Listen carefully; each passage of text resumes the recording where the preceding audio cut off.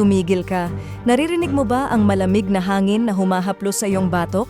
Sa makapal na fog ng Baguio, may isang eskinita na kinatatakutan ng lahat. Dito raw nagpapakita ang anino.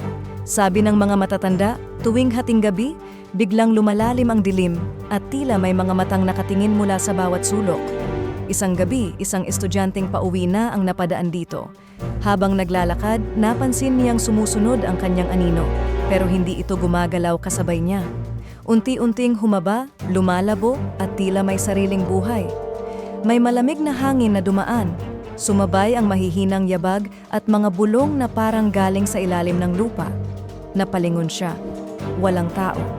Ngunit sa gilid ng kanyang mata, may maitim na hugis na dahan-dahang sumusunod, walang mukha, puro kadiliman lang. Tumakbo siya, ngunit parang mas lalong lumalapit ang anino.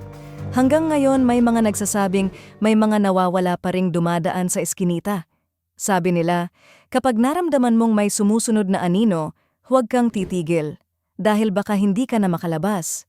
Ikaw, may lakas ka bang dumaan sa madilim na eskinita ng Baguio? I-like, share, at sundan para sa susunod na kwento ng lagim.